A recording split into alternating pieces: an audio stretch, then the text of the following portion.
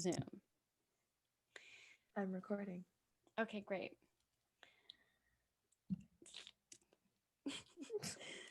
Today I'm talking to Jimanekia Eborn, who is the trauma queen. And she also is a founding member of Centaury Co, which is our intimacy coordination training group. Um, she has a master's in health psychology. She has her own podcast. Remind me what your podcast is called. Trauma queen. Yes. Oh, that's right. Yes. Okay. Yes. Um, and other than that, is just a super fun, all around, wonderful, lovely person that I get to have in my life. Hi, Jim. Hello. It's a lovely what day is this? Thursday. We're doing it. Mm-hmm. Mm-hmm. Thank you for doing this with me. Um, I really appreciate it. Oh, if we're doing that, I got that right next to me. Um, I'm glad. I feel like I just got permission, so that was really exciting. Thank Yeah, you. be yourself. Do what you need to do to take care Be of your own body yourself. at this time. Be your stoned self. Um, so I kind of want to start with something a little bit different than what I normally do, and I want to ask you what comes up for you. I'm not asking you to define this word, but I'm asking you what Mhm. comes up for you when you hear the word labor. The first thing that comes up for me is tired. Like that's just the word that Mm. flashes across my visual space is tired, labor, requested, forced, Mm. one-sided. Oh, interesting. Um yeah, but I also I feel like in my older age I'm seeing the positive side of like labor, right? Like labor workers, like they are amazing humans and individuals that also don't get the respect that they deserve, right? Like it's Right. one-sided. They're doing all this magical stuff for God, Jesus, the universe, who knows for whom. So that's like the first things that come to my thought process is a lot, overwhelmed. I don't know, me. I don't what these my emotions and feelings today. Yeah. Okay. So when you hear the word labor, it's like by and large kind of a negative association that you have. Is For that the most accurate? part, yeah. So then let me ask you, what do you think is the what is the labor that you think that you do that people don't know that you do? Whew, I don't know. Where's the list? I don't Or think like I what's have the enough paper. biggest? Let's start with the biggest one. Mm-hmm. The things that I don't do labor wise that people don't know that I do is I do a lot of behind the scenes work for a lot of survivors. Mm. And doing like a lot of research, and I will look up insurance companies and help you find a therapist, and sitting down and creating content. Like people are like, oh, you just do this thing. And I'm like, yes, but also like creating things takes a lot of time and labor. Being in school as I'm a lifetime student, that's also labor. Like energy is can be labor, Oh right? Like yeah. the amount of energy that we put into the things that we do is labor that Right. people are don't think about. They don't people don't think about that, and I think also like I just had somewhat recently, and you were privy to this, um some trolls on my Instagram about Yes. these one-on-one consent lessons that I was offering to cis men. And as you and I had discussed, like what is the amount that I can charge per hour so that I can like show up whole and like present and do this work, because this is a different kind of labor than the stuff that I already do. And then Mm-hmm. aside from that, I also have to account for all of that behind the scenes work that you're talking about. Like in anything that we price ourselves for, and I feel like we have like, similar enough work lives in the sense that like every day is different. We get like hired by different people sometimes. We also work for ourselves, like in the grand Yeah. scheme of things, like we have relatively similar like work lives. Um and what I think that people don't account for in terms of pricing is like everything that you just listed, right? Like you're not just paying me for this 1 hour. Like, No, I wish that would be so cute. But that is oh my why our God. prices are higher, because there's Right. so much that goes into what you see that is now shiny and glittery and can just say the things, but there's time and energy and stress. And maybe I didn't had a mental breakdown in between. I don't know what day it is. Yeah. Like, that's a lot. And also, like, I think about the kind of boss that I want to be if one day I ever have an employee. I mean, I have people who like help me out, and certainly like Stella, who edits this podcast, is like a person who, I pay as whatever to do this. Like, first of all, I can't do everything, so I also need to pay other people to do stuff, and sometimes that's what like you pay me for that you don't know that you're paying me for. But then the other thing is like, I was thinking just yesterday, what kind of boss do I want to be, or Mm-hmm. employer? And I was like, well, I first have to start with like treating myself the way that I would want a boss to treat an employee, because I am effectively my own employee, which means that like I have to allow myself to go to the doctor on a work day. Mm-hmm. You know what I mean? And like, I'm thinking about you. You seem to be very good at knowing, like, I actually need to slow down this weekend. I need to go away. I need to take like a respite. That's something that you are very aware of in yourself, I think. Is that accurate? That's what I've It's seen. accurate, but I still could do better, because I was just telling you beforehand, I just got yelled at by my mom, uh, that Mm-hmm. I need to slow down. And and then I had a conversation with my manager this morning on, you're doing the things, but maybe we need to not wait until things are bad to do all the things. Let's incorporate Right. them in smaller doses throughout. And I That's a was like, good oh yeah. manager. So I'm gonna make what I came up with in my bath is I'm gonna make Mm-hmm. a like mental health safety plan and or like a schedule that I'm gonna share with my most immediate people in my life. Ooh. So for like accountability as well. Whoa, is anyone taking notes? That is so brilliant. I was just told that I need to make like a list of my business goals. And I love your additional piece of like, I'm going to actually tell this to certain people so that there's accountability Mhm. and there's like check ins around it. And I think a little part of that is like, that's how you bring stuff to you. Like that's how that Yeah. happens. Hmm.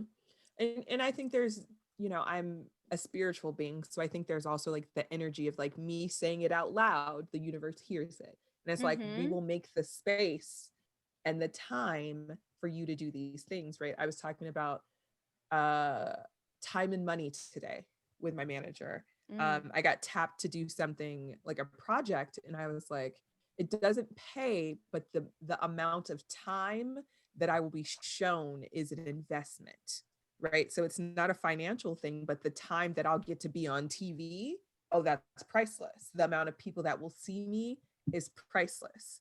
So it's also like time is money. When people are wasting my time, you You are pay me. blocking my coin blessing. You're Right. blocking my coin blessing, and she doesn't Blocking like my that. coin plus.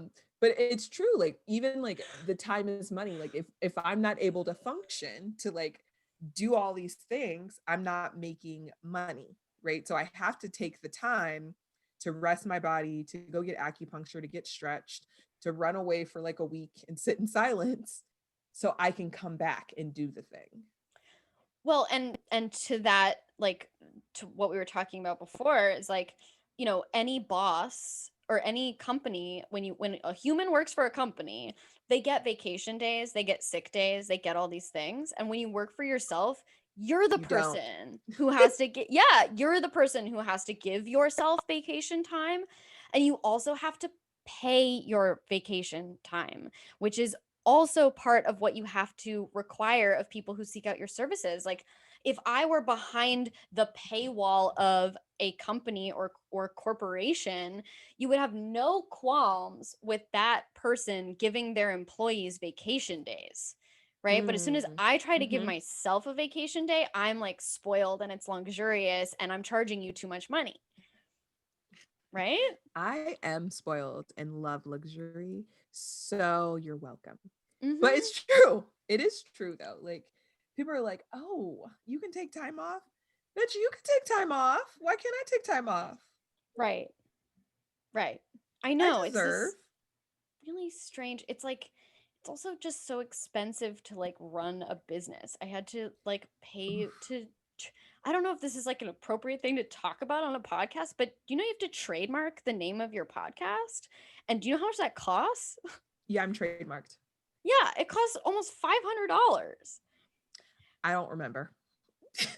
I mean, you need But a I know like things aren't cheap. no, I this idea that like you come up with an idea because you're like a smart person, and then the government wants money from you in case other people steal your idea. You're like, they're like, I also think this is a good idea. Give me money. Wait a minute. I Yeah, don't remember you being there in the meeting when we created this idea. no, you were not at the brainstorm for this.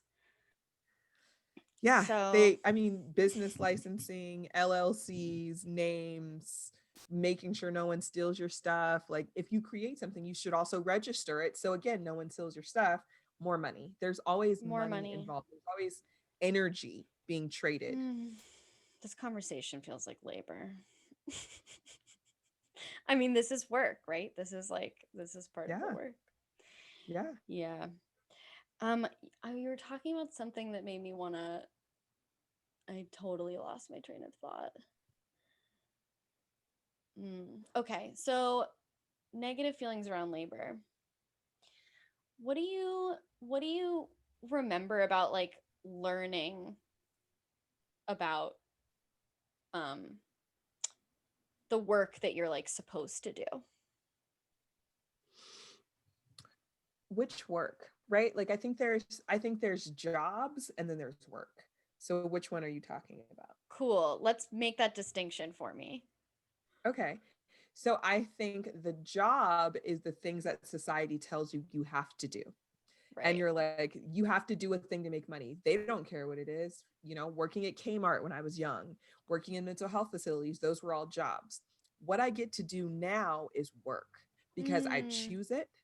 I opt into it. It makes me really happy and excited that I get to do this thing and it doesn't feel like a burden. So for Ooh. me, those are different. Like, I used to go to job all day and then go home and create my work. And that's how I get to be here. Yeah. I'm still in awe. Some days I was talking to my friend earlier and I was like, who would have thought? And she was like, it was always in you. It's just finally people see it. And I was like, huh. Mm. So that's my Wow. distinction between job and work. Yeah. Okay. So something that's been really interesting about the way that this podcast has been kind of like growing organically and like taking on new meaning that I wasn't expecting is the ways that different people are defining labor. The name of this podcast is about kind of dividing labor, sharing the burden with friends, family, other people that you're in relationship with. Mm-hmm. But the way that it has like morphed a little bit is around the ways that we define labor and also around like the labor associated with identity. So like when Minachi was on um a few episodes ago, they basically like slaughtered my definition of labor. And they were like, and basically what you're saying is like what you're defining as work, they were defining as their purpose, which I think Mm-hmm. is, yeah. Yeah. And that labor is this, but it's curious to me because I don't have quite the same like negative association with labor. And what I've found is that when I recognize something as labor, I then understand how I need to like replenish myself because Mm. that thing depleted me. But it's not necessarily negative or positive, it's just like an energy exchange. Does that make sense? Uh-huh. Uh-huh. But I think there's differences in also like our identities, right? Like, I'm Yeah. a Black queer woman and people are like, oh my gosh, because they suddenly just discovered Black people like Uh-huh. 3 months ago. And whew, the DMs and emails I was Mm. receiving. But that's labor when people are like, oh my God, how do I be a better white person? Girl, read a book. There's plenty of them out there. Don't come to me.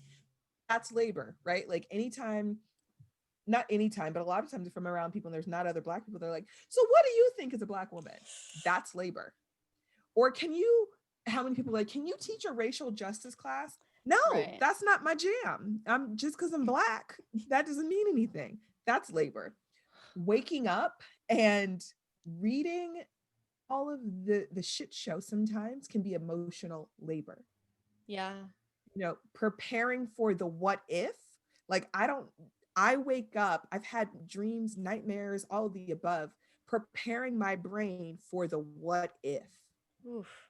That is labor, right? So it just depends. If we're talking about like things that labor can look like feeding and supporting someone else, and labor can just be like emotional stress that other people put on us. So they're still actions, but it's just what type of action are we talking about? Yeah.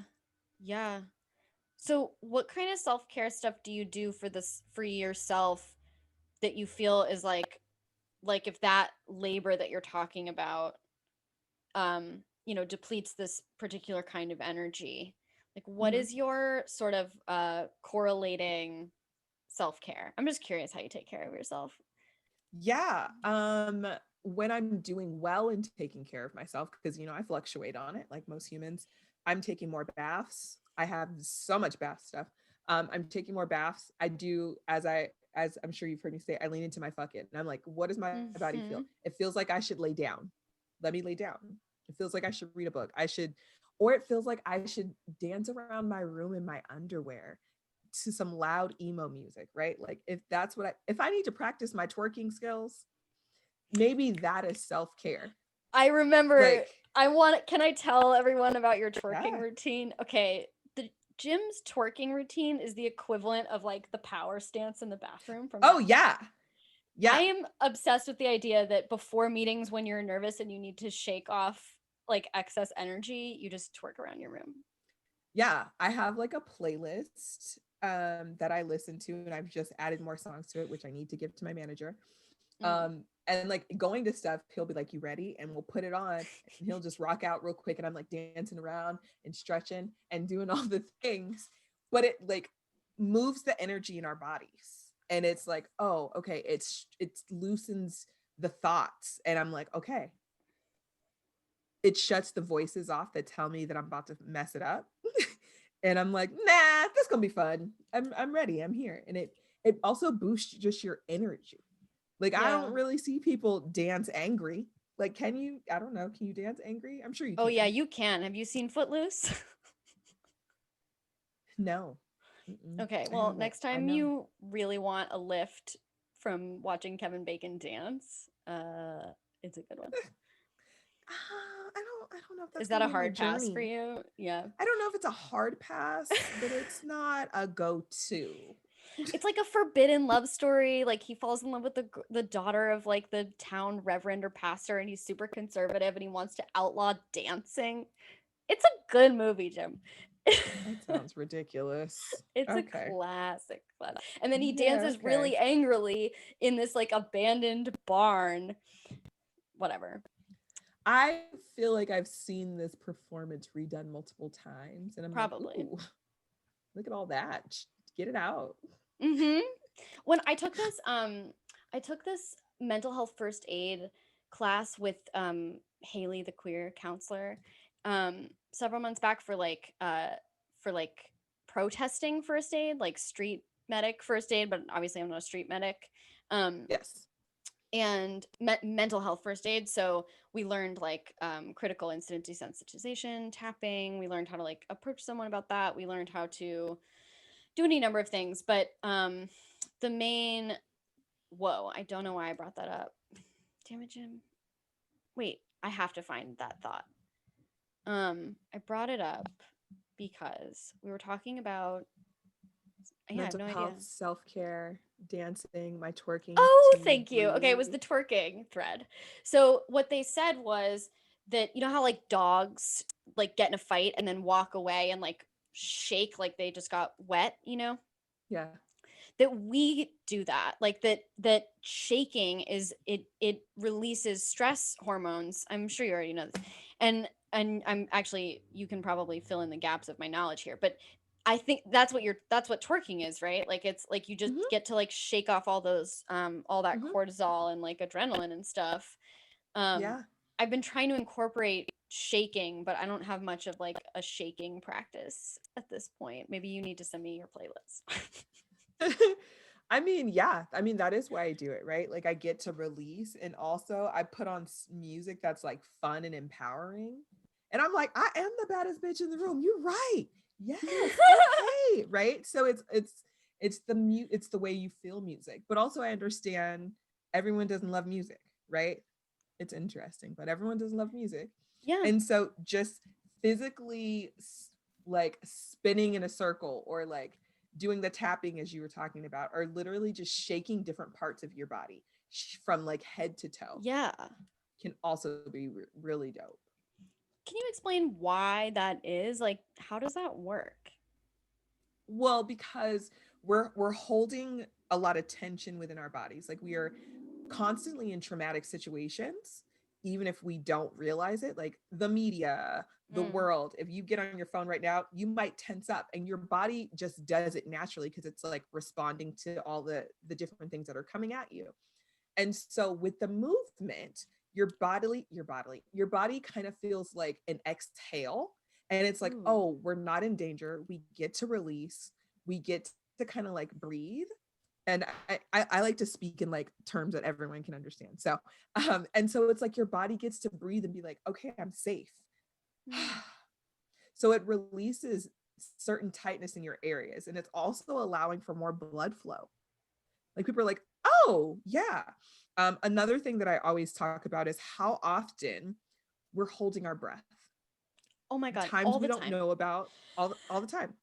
We're constantly holding our breath. And when you're moving and you're dancing, it kind of forces you to breathe also, because you got to breathe because of that. Like, Ah. oh God, I'm tired. Even if you're taking that breath, you're forcing more air in. You're moving that blood flow. You're releasing that energy that's not necessarily serving you. Hmm. It also sounds like it might let your body know like the danger is over or there is currently no danger. Mhm. Like Like I said, especially you're safe right now. right, right. I guess the what I'm thinking of is like if dogs are if it's like after a fight they like shake it off, it kind of indicates like that's like It's done. it's done, right? You get to like close it Hmm. up. That's Hmm. really interesting. I like that. I've been doing these Venn diagrams that I think you would like. Maybe I'll send you the PowerPoint. But so it's like you do a Venn diagram. This comes out of the class that I teach for activation, this part of it. So it's a Venn diagram of like rest and work. And then what you do is you fill in like, various things that you do in your life. And there's an overlap. There's some things that are like restful and uh, feel productive type of thing, Hmm. like writing or like painting or playing music or something. Like it's not exactly restful, but it rejuvenates in some way. Hmm. um and then I take all of those items and put them in a new Venn diagram that's 3 circles, that's body, mind, and spirit. And then you do one of those for where everything is depleting, and some of them just get deleted because they're not depleting. And then you do another one of those 3 Venn diagrams, body, mind, and spirit, with all the same items for where they are replenishing. And again, some of them are not replenishing. Like I don't find sweeping my floor replenishing, so that just doesn't go on that Venn diagram. But what happens is that you can see so visually like any imbalance, right? Because it's like, well, my mind is getting depleted and I replenish my body, but I don't replenish my mind. And if I'm spending all this mental energy, I need to also replenish my Hmm. mind. Um and then there's other ways that you start to see like themes that go on, right? So like in my original Venn diagram with like the rest and the work circles, on the work side, it was all like earth. And if you correlate it to a tarot suit, it's coins. It's like very, it was like work, home, money, basically. in the middle, it was all wands and swords. It was creative stuff. It was like writing, playing guitar, dancing, like all these things like this. And then on the left side, on the rest side, there were like four things, meaning like I don't have a lot of tools in that toolbox. And Mhm. and then they were all related to like emotional life and like spirituality. So it was like masturbation, meditation, tapping, and one other thing. Like literally that's like all I knew of what I do to take care of myself. Anyway, I'm kind of going on a tangent here. I'm sharing this with you because I think that what I admire is your ability to keep that very balanced. And it also seems like you have a very intuitive understanding of like, when I deplete this kind of energy, I need to replenish it with this thing. Like, you Mhm. keep yourself very balanced. Can you speak to that at all? Does that resonate? Yeah. Yeah, I think certain things do more for me. Like I I saw my parents twice this week and I'm like, oof, Mm. that's a whole different type of energy. I had dinner with my friends twice this week, same friends. And I was like, cool, we did this. I now need to go sit in my room in silence or just not have any direct human interaction because energetically that's a lot, especially in a pandemic time where we're not around a lot of people. So like being around people, and I explained this to my mom earlier because she was like, she was like, I can just tell you're different. And I'm like, yeah, I can't really be around people a lot. And she was like, I can tell. And I was like, it's because I'm not, right? And the energy that I'm giving to people through a computer, through a phone is different than the direct connection with people because you need to have that direct response because you can see me. You can see how I'm moving, how I'm breathing, my eye contact, all the things. That's extra energy for focus as well. And so when I come out of those situations, I'm like, what do I need? I need silence. Mm. I need to not have anyone physically around me. And again, that's also me knowing that I'm an ambivert that leans towards introvert. What's an ambivert? It's just a It's a, little bi-ness. what does Uh, that mean? and it means that you identify as an introvert and an extrovert. So Oh, it's like okay. you can do both. Yeah. Oh, an But I do ambivert. lean more introvert. Yeah. But That's cute. I do lean more towards the introvert aspect of it. Unless like I have like a good relationship and I can connect with you, then I'm like talking all day. But for the most part, I'm a quiet observer, which people don't know how to respond to, which is a Mm. whole nother conversation, which is interesting. But yeah, I think I've learned over time and like learning the things that feel good for me that feel like a refill. Cause sometimes we'll be like, this will be great. And you're like, nope, this takes more energy. I messed up. This is not it. Right. Do you have an example of that from recently? Does anything come to mind? The the thing that was like too much or just the Or things in you're like, general. oops, that was not rejuvenating like I thought it was going to be. Yeah. I think for me, if I'm like, this is gonna be great, I'm like, I'm gonna go on a run. And I'm like, that's a lie. I don't like to run. This is dumb. I need to stop watching other people run and think that's what I want to do. Like it sounds great and serving of my body and all the things that people are like, it clears my brain. I'm like, false, not for me. Yeah. I want to like dance in a circle or like listen to podcasts. I love podcasts and audiobooks. And I'm like, this actually feels like when you were talking about like that balance Mm-hmm. of like doing something and it also like you're nourishing yourself. Yeah. That's what like audiobooks and podcasts are for me. Cause Podcast. I'm like Mm. chilling, but also like I'm learning and like looking outside of myself, which I think is also in turn helping me. When this is what I love about podcasts. And this is why I started a podcast because I think we learn from hearing other people's stories. We get to Mm-hmm. listen and be like, oh, you're a real person. That's life isn't perfect. And some people may think you have it all together, but no, you are going through things.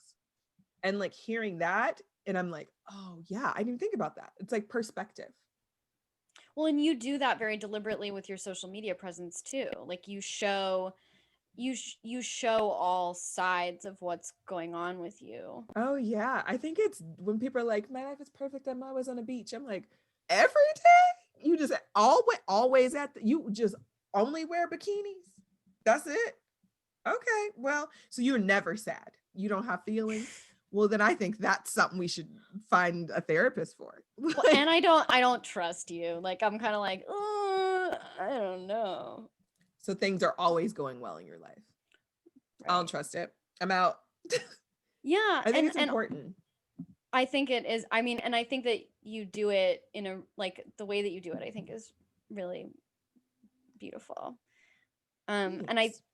yeah, look how I just blow through compliments. I'm like not looking at you, and I'm like, you're amazing. Okay, anyway, so You're cool. Anyway, let's talk. Let's move yeah. on. Um, I did. Yeah, this idea of like learning from other people's stories. I think that is even a bit like I feel like that really ties back to Centaury Co and like intimacy Mm-hmm. coordination as a field. You think? I like it. Tell me more. Yeah. Go on. Go Well, on. Tell me about this magicalness. I think about like who if there are only certain stories happening, like being shown, that's like a certain kind of God as puppeteer vibe. Like if that's all that's available, who's pulling those strings? Like who gets to pull those strings? Like the power that comes with like controlling whose stories we see is Mm-hmm.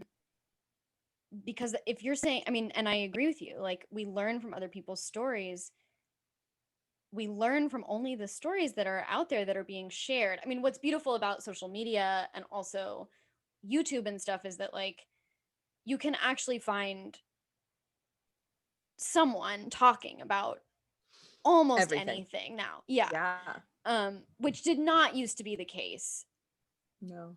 So that's a wonderful thing, but we still, there's dearths of stories representing certain identities like all over the place. Mm-hmm. Um but I think especially when it comes to telling like to showing stories of intimacy and love and even things like beauty standards and like gender norms and all that stuff, um that is something that I think we need to have people coordinating those stories who are uh, like who reflect the story that's being told. 1,000%. I Yeah. 1,000% agree because they understand all the sides of it, Yeah. right? Like you can have an idea. Like if you were, coordinating for my life, you can be like, oh, Mm-hmm. okay, I feel like maybe she's gone through this and this has happened. But being a Black woman is a whole different journey. And that's not something you can ever truly share and know about, right?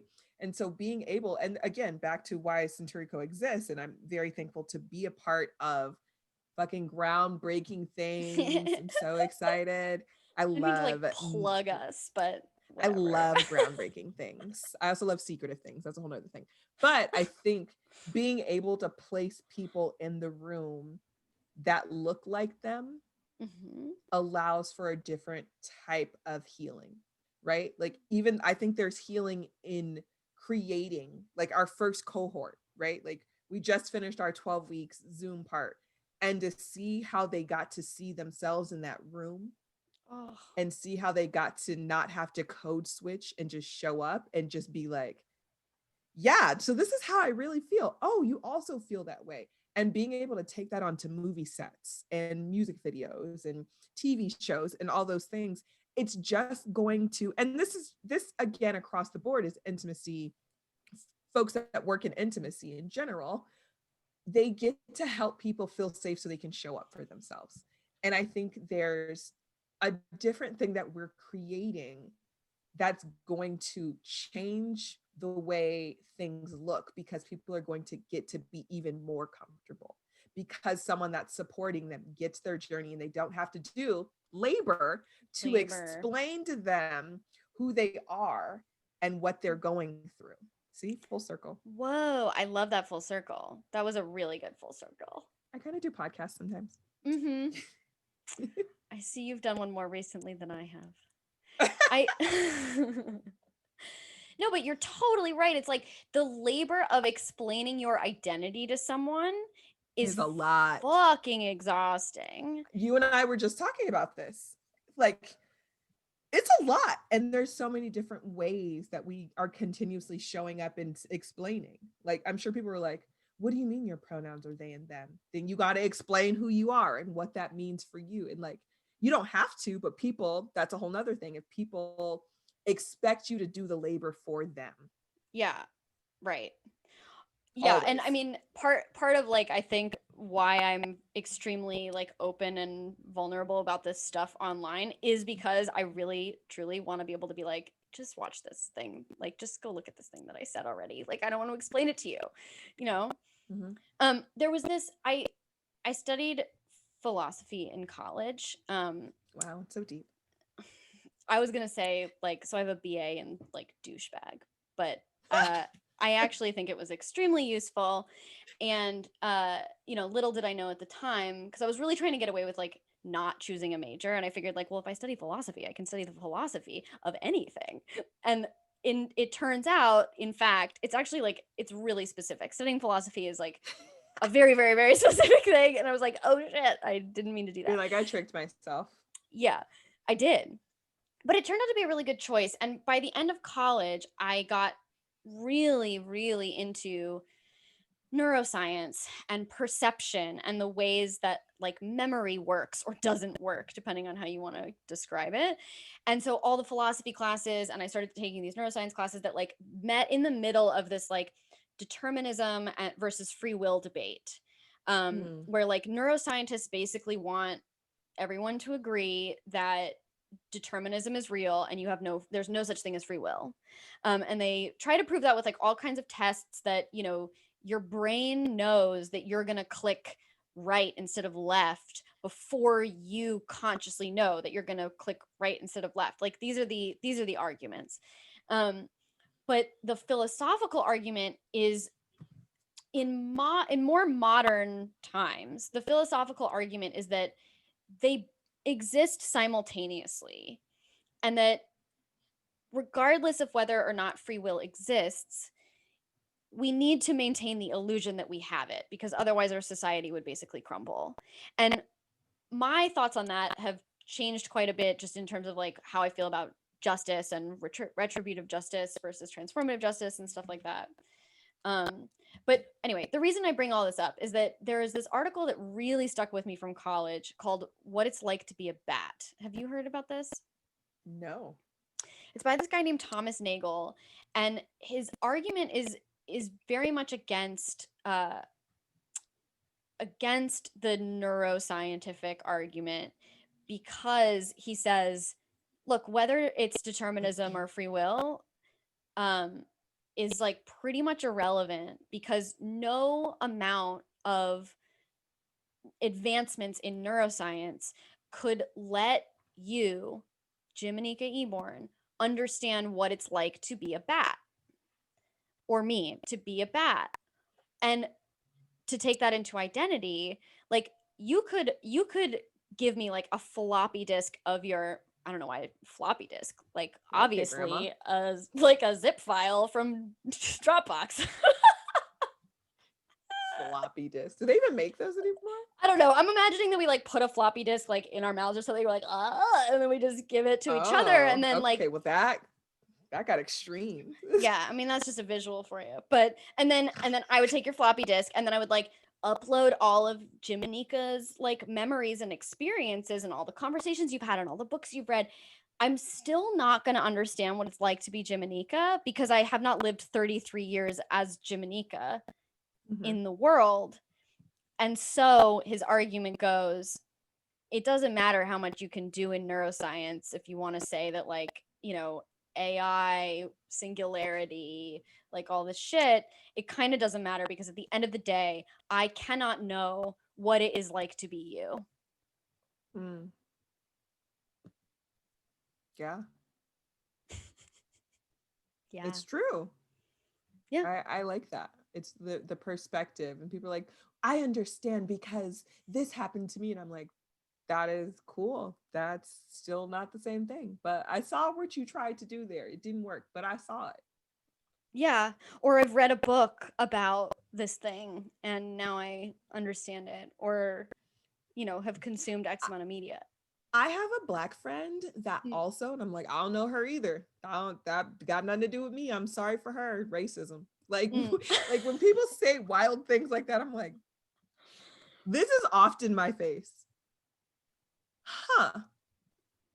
All right. Mhm. And I then think I'm I need looking around because I'm trying to escape. right. How do I get out of this? How do I get out of this? Yeah, this is not. Yeah, it's a curious thing that I feel like so much of the like the so much animosity comes from the fact that there are people who in their minds want to help, I have to believe, in any way. And so they Mhm. try to empathize in that way where they're like, I know what it's like to be you. And that's like a really remedial form of empathy, right? Like that's like not actually, that's like what we're taught when we're young, is that empathy is like put yourself in that person's shoes.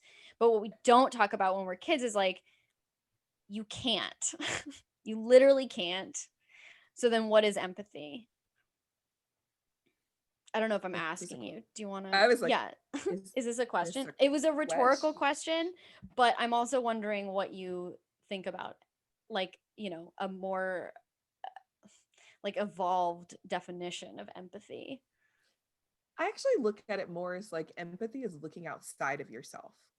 Like Ooh, you don't try to put yourselves in their shoes, but like look outside of like your first response of like, well, and it's like, no, just see no. this person and be like, that is hard, that is shitty, like that is rough, and acknowledge what they're going through instead of like putting yourself in it and trying to relate to it, because it doesn't always have to do that. It's all this brings up like when you're thinking about survivors, think about people that it's happened to in your life. Like, why can't you Mm-mm. just see this and be like, this right here is bad? Why do you have to have something or someone in your life for you to understand? Why can't you just understand that this is bad, that this is awful, this is harmful?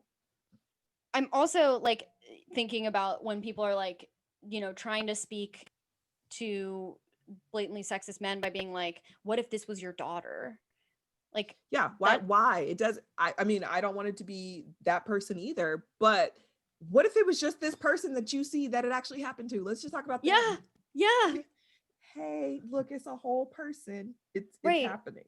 You can't like jump that empathy gap because without like feeling like it's someone who is the most close to you. I mean, that's like an evolutionary tactic, I guess. That's like, like Yes. you're programmed to like care about the people in your most immediate circle of Hmm. your tribe Hmm. or of your little crew. And I think that's what a lot of what's going on in the world, right? Like people Right. can't look outside of themselves or outside of people that identify or look like them. They can't like BLM. People are like, but what about other people? And what about me? And all this. I'm like, let's look at what's happening for these individuals. It doesn't mean that like because of these murders here, I got something for you. Mm, It doesn't mean that because of this that the Holocaust wasn't bad either. Like right. we can't compare. Like they're both awful. Did you know that a lot of the youth don't even know about the Holocaust? That's some shit. Wait, what? Yeah, they did a survey that a lot of, I don't know, whoever's underneath us have never heard about the Holocaust. Whoa. Whoa. Yeah, brain fuck, right? But that's what I mean. Like the the looking outside of yourself is okay. Like it's fine. You don't necessarily need to keep comparing the apples to the apples. Well, I you don't think even that, have to yeah, compare. no, exactly, of course. We don't like why also like it's not like as we look at this group or this person's pain that we reduce how much we look at this other terrible thing. Like Correct. yeah. It's Things like can be equally awful. right, right. I mean, that's reminding me even of like the argument that you know, if people can get gay married, then my straight marriage is at risk. It's like, no, it's not. No one's touching you by like loving someone else. That has nothing to do with you. But wait, hang on a second, because this image came to mind when you were talking about like empathy. The way that you're talking about empathy is this really supportive way where we are still our own individual people. Whereas, like, I think the way that we're taught empathy is that basically one person has to like um, become a parasite to like this other person to experience things from their point of view in order to like be compassionate or relate. And I mean that to me is actually striking a very like that rings very colonizery to me, that like I need Mhm. to actually like, you know, what's it called when you like need an exorcism, like you're, what's that called when you're Possessed. possessed? Yeah, like I need to, ooh, and what a word there, I need to possess you by like being, you know, looking at things through your eyeballs in order to understand what, that you're in pain or that Mhm. you are sad or that you're happy or whatever it is. And I like I need to occupy you. And that's not what like that is empathy that does not feel good. Not always, no. Mm. Oftentimes when I see things like that, um, it feels more harmful sometimes. Yeah. They're like, and that's when those conversations, well, I don't know anyone that's ever gone through that, so it can't be real. I just told you this happened to me. Now you know someone that this has happened to. Mhm. It's real. Or you just read this article that it happened to this person. You see it. Like, why do Right. you need to compare it to someone else close to you? It's true. Like, if we looked outside of ourselves more, like I tend to do a lot of research and I get bored and just start looking up articles, especially marijuana assistant. um and I'm like, well, how do the what's going on for these people, right? Like, I have books on folks, the trans identity, like who these individuals are, like just understanding who people are. Like, I will never know what it's like to be trans, but I Right. can read and understand, like, oh, that's something else, right? I think that's part of empathy, being like, oh, that Mm. has nothing to do with me, but I can learn about this person. I can understand. And if I'm allowed to, I can ask questions to Yeah. kind of further my connection. So it doesn't, I don't need to have that, well, the comparison. I think it's what it needs to be more about is looking outside of yourself and the connection with, ooh, this is good. I'm making this up as we go, but the I love connection it. with that person that's expressing the action or thing that's happening for them, and you just being like, oh, you're a whole person, and seeing these individuals as whole people. Yeah. Yeah. And being able to care for them without understanding exactly what they're going through. Yeah, again, just being like, oh wow, that sounds awful. I don't know what it's like to walk outside and have to worry about who's going to question me or certain things for that type of identity. I have my own things that people question and judge, right? But that's, again, we don't need to compare and contrast. There's just an understanding. If you tell me right now, someone came to me and said all these racial or slurs about me being Jewish, and I'd be like, what? That sounds wild. That's disgusting. I don't need to understand what it's like to be Jewish. I just need to know that that sounds shitty. It sounds harmful. And I'm sorry that that happened to you. How Right. would you like me to support you in that? Done. That's it. We did the thing. Not, Mhm. oh my God, that sounds so bad. I remember this one time when this happened to me, and it feels similar. Like, what do you think? Like, now you're adding labor again, full circle, you're Mm. adding labor to that person. Yeah. Wow. There's also, I mean, that non-fictitious anecdote. I mean, do you remember that I actually was being trolled by Nazis? I think we talked about Yes, this. yes. Yeah. Um, and I'm like, specifically yes. anti-Semitic Nazis, like Nazis now just encompass, I mean, I guess they always did, anyone who's not a fucking Nazi. And that like your ability to say that to me and like have compassion for me takes nothing away from your pain. It doesn't diminish, like what you're talking about is like not having this hierarchy of like, well, it's harder for you because of this, but it's harder for me because of this. Like that is part of like the oppression Olympics. I feel like that's kind Yep. of that. Yeah. Yep. Like, well, Yeah. that sounds gross, but like it's actually way harder to da da da. You know, that's like that like one upping thing. Which helps no one. It No literally one. helps no one. No, no one. Yeah, could you imagine if like if we could figure out like who's in more pain and then like withhold support from people in less pain? Like what the fuck world is that? This one. Yeah, pretty much. Pretty much. I mean, that's also I like mean, that's what Instagram is. the pain and the support is held in so many different ways, right? Like it's a tricky place, this Americas we live in. Yeah. Yeah. Well, Jim, I want to ask you about your influences, the things, whether it's media or even people or conversations that you've had in your life, that have been formative for you. Yeah. I think for me, my influences are other people. One is other people that I've found that do this work that aren't famous for it, right? Like they Hmm. influence me to keep grinding and we connect together, and like it makes me want to do better. And then it's also like looking at the other side of it, right? Like the Toronto Burks. The Mm-hmm. day I realized that she was following my social medias and we had like conversations and whatever, I was just like, how in the hell? That is an inspiration, right? Having conversations with people want to meet my old lady so much. I'm like, you don't even know. But Cheryl is someone for me that has had many lives, and I will never know all of them because I've tried to ask and she won't tell me.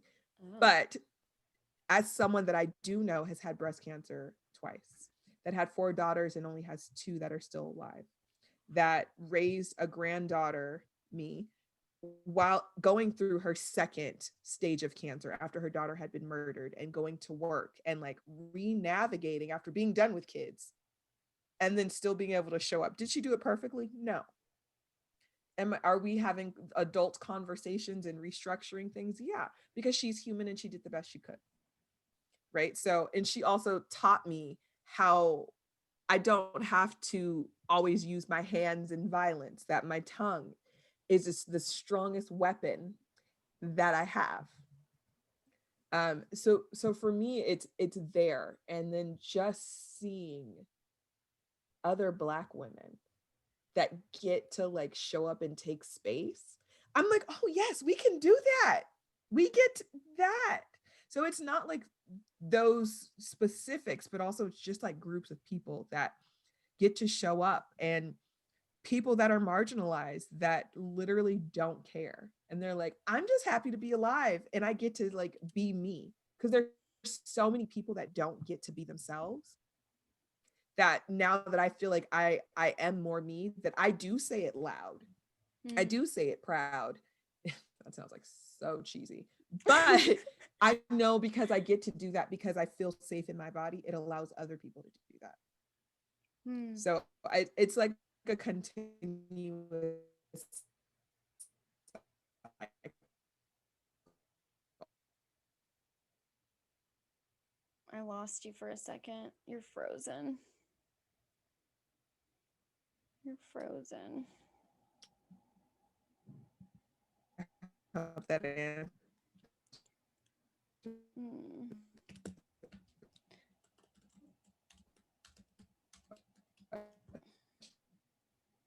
Hmm. I don't know what happened.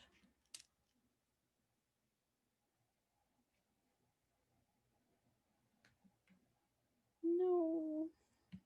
Oh.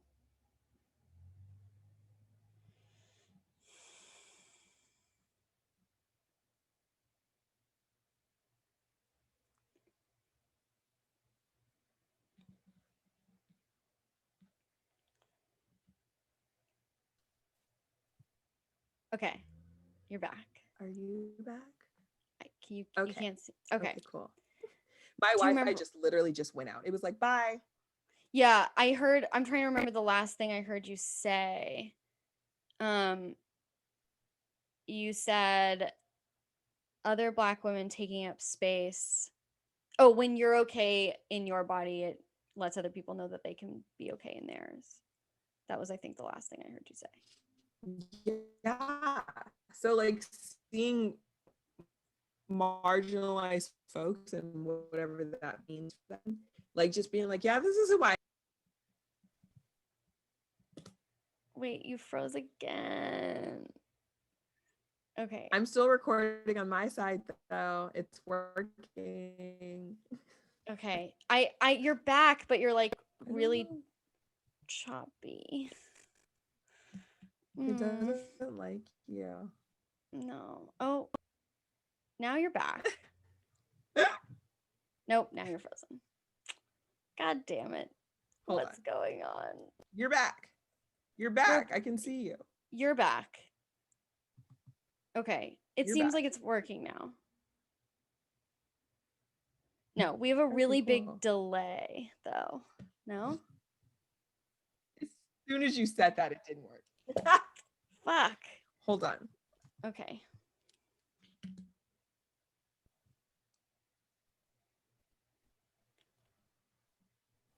Ooh, that face that you froze on, hilarious. Oh, great. Where's the screenshot? Did I screenshot it? Oh no. You're kind of back sorta. Same. I mean, I still have my audio over here. We're still recording. Yeah. I'm wondering, I just want to make sure that I can like hear what you're saying though. And I'm Yeah. okay. You're just like Hello. choppy. Ugh. Interesting. I'm like, I look fine on this side, and so do you. I look fine on this side, and you're now actually okay. Now I think it's good. It just like settled in. Okay, I'm gonna just make a note for Stella that edit, yeah, 5742. 5742. Okay. Um, all right. So you were talking about when you are like good with you, it lets other people know that they can be good with themselves or in their bodies. Yes. When talking about like inspiration or folks that inspire me, I talked about my grandmother, my mom, who I call mom, other creators and stuff that, maybe aren't as well known that are doing this hard work, and then they do get to be known, like to celebrate together, I think is amazing. For folks that get to just be themselves that are marginalized, and they're just like, you know what, you don't like it, and I'm still taking up space, and I'm like, we could do that. Oh my God. Right. Like I was like, oh no, I'm just going to be this. And I have lost friends over just, or they lost me and they weren't friends. Yes. Yes. People have left my life because I've been so comfortable with me. And then I look back and I was like, oh, you were using me because you saw this before I did. Mm. Hmm. Wow. That's another form of weird leech parasite possessing thing. Isn't it sweet? I'm so sorry if you can hear this dog. I think the gardener's here. Oh, that's okay. That dog has become like a character in my life. She's a character in my life as well. Mm-hmm. She's a character on your Instagram. I mean, they're super cute. They are, but also I need them to stop. Mm-hmm. Stop stealing my things, stop trying to eat my things, you know, just be cute. Just lay and be cute. What are they eating? So I had to get a lid for the trash can, and I was in my room like filling out something, and I heard rustling, and I was like, I Mm. go out and I took an oatmeal bath because mosquito bites, and I saw he had the package. I was like, how did you figure out how to use the little hand thing on the trash can? She stole one of my socks earlier. That was in my workout I was gonna shoes. guess socks and sex toys. No sex toys. Good. I mean, I, that would I be put really those awful. away. Socks, shoes, panties. Lost a lot of those. Lost a lot of Hmm. those in the past 2 years. Yeah, the fight of panties is rough around here. You know, people pay a They've lot gotten of better. money for those on Craigslist. So your dog owes you a lot of Well, money. I mean, she needs to get a job. Both of them, actually. I've been trying to see how we can get them employed somewhere. It's a lot of coins. Yeah, if you need a fly hunter, I've got 2 of those. So I had a cricket in here and they like looked at it and were like, well, good luck here, sis. Bye. oh. But I let the cricket live because they're good luck. Jiminy, stay in the Mm-hmm. home. Oh, yeah, Jiminy, very close to your name. Mm-hmm. Jiminy. You know, Jiminy was very supportive to Pinocchio. So if I can Mm, receive support, I'm here for it. yeah, that's a sweet. Is that where your name comes from? No, the start of Jimanekia, Jim, I was the first grandchild. This is what I was told. Who knows? I was the first grandchild, and my grandfather's name is James. That's the Jim. Okay. The Okay. rest, I don't know. I was named after my great grandfather Max. Like, obviously not the same name. And I kind of just wish my parents had named me Max. Max is cute. I know. I really seriously thought about changing my name to Max. I mean, if you were like one day, like, no longer Mia, Max now, I'd be like, dope, into it. I'd have to also change my last name because I don't really want to be Max Schachter. Like, that was my great grandfather. And there were cool things about him. Like, I'm pretty sure that the story goes that he was like being attacked in some way, whether it was verbal or physical, I don't know, by an anti Semitic cop. And he killed the cop and fled to the US. So on that front, I'm like, all right, Max, we could hang out. And then on the other front, apparently he was like, physically, verbally, and emotionally abusive to my great grandma. So Can't win them all, Max. I Can't win them know, all. I know. But so I don't want to be Max Schachter. I'd have to like change my last name too. It's all in the works. Celebrity. I may just have an alias. I may just have an alter ego. That person may or may not, uh, you know, do stuff that requires some anonymity. I'll put it that way. Ooh, secretism. Yeah. I'm ready for Max. TBD. Yeah. Let's see what Max can do. All right, Jim. Thank you so much for doing this with me. This was really fun. It was nice to hang out and record it for other people. You're welcome, other people. Yeah. Everyone, you're so lucky to have Jim. We're all so lucky to have Jim. Where can people find you? Just over here being regular.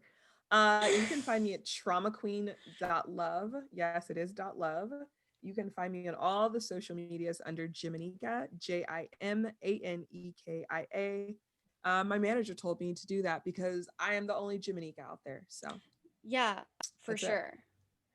That's kind of amazing. Like, I'm thinking about what if I could just be like at Mia on Twitter or on Instagram, I but probably I already can't. took that one. Yeah, those are taken for sure. Gotta be quick. I know. You gotta jump on that internet shit. And trademarking, apparently, which at least I got that one covered. Because I Googled it. There is a Share the Load podcast that appears to only be on YouTube. And it's about like gender equity in relationships. And I was like, I gotta get this. And I did. But I'm not gonna tell her that she has to stop. I just wanted her not to tell me that I have to stop. That's basically where we're at. Okay, I'm gonna stop recording. Trademark some more things. Oh, let me also.